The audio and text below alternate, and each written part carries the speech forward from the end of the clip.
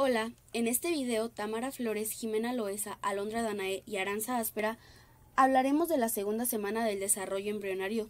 A medida que se produce la implantación del blastocito, van ocurriendo diversos cambios morfológicos en el embrioblasto que dan lugar a la formación del disco embrionario bilaminar constituido por el hipablasto y el hipoblasto. Este disco embrionario bilaminar dará origen a las tres capas germinales que formarán los tejidos y órganos del embrión, que son el ectodermo, el mesodermo y el endodermo. Las estructuras extraembrionarias que se formarán durante la segunda semana son la cavidad amniótica, el amnios, la vesícula umbilical, que es el saco vitelino, el tallo de conexión y el saco coriónico.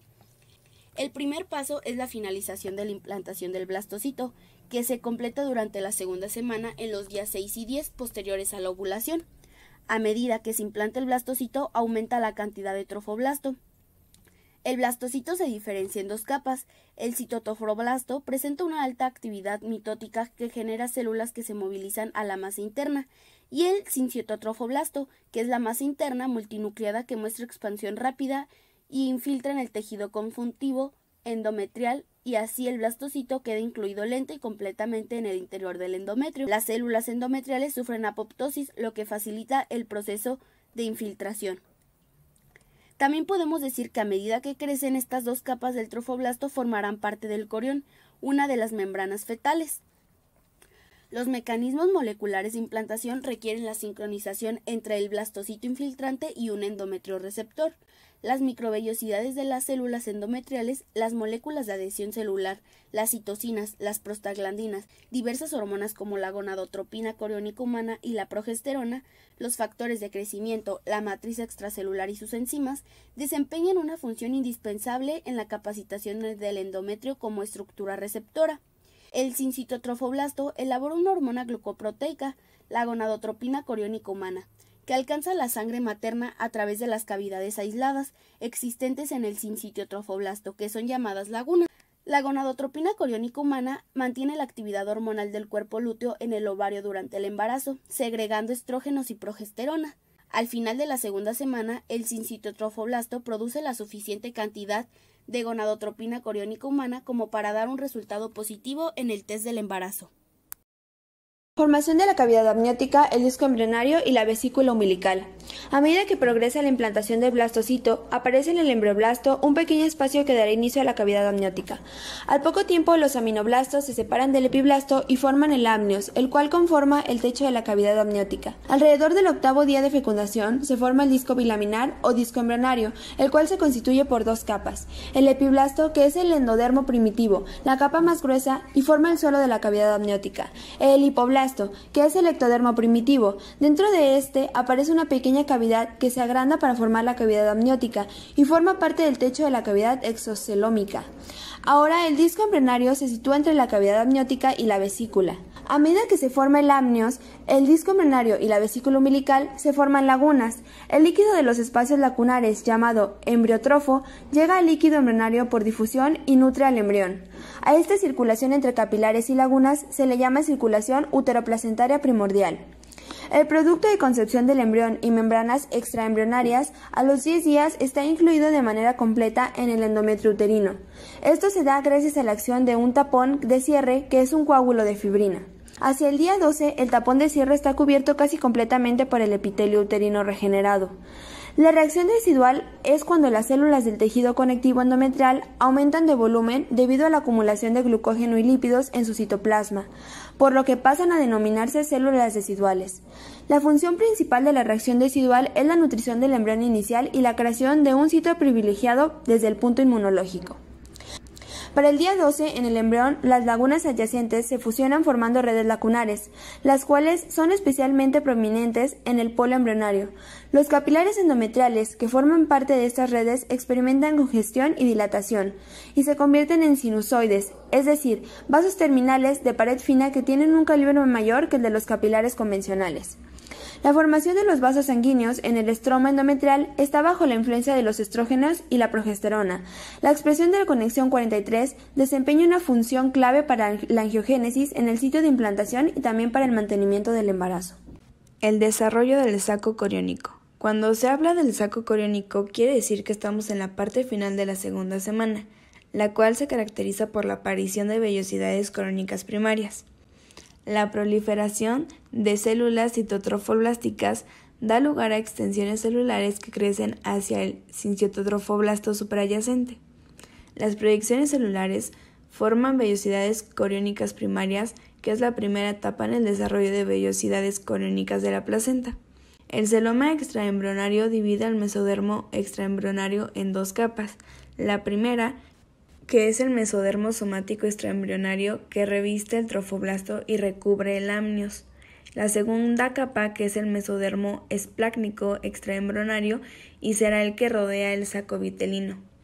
Estos mesodermos dejan un espacio en medio que por lo cual se considera virtual y se le llama cavidad coriónica. También se considera que el crecimiento de estas prolongaciones citotrofoblásticas es consecuencia de la acción del mesodermo somático extraembrionario subyacente. El mesodermo somático extraembrionario y las dos capas del trofoblasto conforman el corión, que es una envoltura externa que recubre al embrión humano y que colabora en la formación de la placenta. El corión forma la pared del saco coriónico, dentro del cual el embrión, el saco amniótico y la vesícula umbilical, que es el saco vitelino, están suspendidos por el tallo de conexión o pedículo de fijación, que en un futuro se convertirá en el cordón umbilical, por lo cual es la principal porción embrionaria de la placenta. Quiere decir que es la estructura que intercambia sustancias entre la madre y el feto.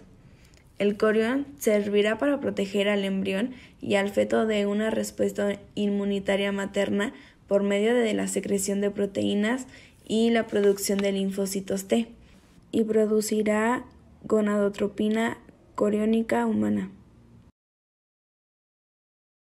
Sitios de implantación de los blastocitos. La implantación de los blastocitos suele ocurrir en el endometrio uterino. Implantaciones extrauterinas. Embarazos ectópicos.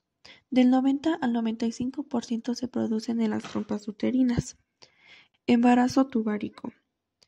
Factores que impiden el desplazamiento del cigoto en el proceso de segmentación hasta el útero dan lugar generalmente a una ruptura en la trompa uterina, con una hemorragia hacia la cavidad peritoneal durante las primeras 8 semanas de desarrollo, seguido de la muerte del embrión.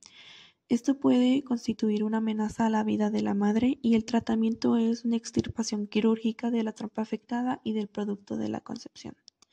Embarazo abdominal. En algunos casos puede llegar al término y el niño nace gracias a una incisión que se hace en la parte abdominal. Sin embargo, en la mayoría de los casos, la placenta se adhiere a los órganos abdominales causando una hemorragia peritoneal, y esto incrementa un 90% a que la madre pueda morir. Implantación cervical. Suelen ser infrecuentes, pero en algunos casos la placenta se adhiere con firmeza a los tejidos fibrosos y musculares del cérvix y suele producir hemorragia profusa que amerita una esterectomía. Placenta previa. Implantación de un blastocito en el segmento inferior del útero, en la proximidad del orificio cervical interno que da origen a una placenta que cubre total o parcialmente al orificio de abertura del útero, lo que puede causar hemorragia debido a su desprendimiento prematuro durante el embarazo o en el momento del parto. Aborto espontáneo de embrión. El aborto temprano ocurre a las primeras 12 semanas. La mayor parte de ellos se producen en embriones anteriores a las 3 semanas.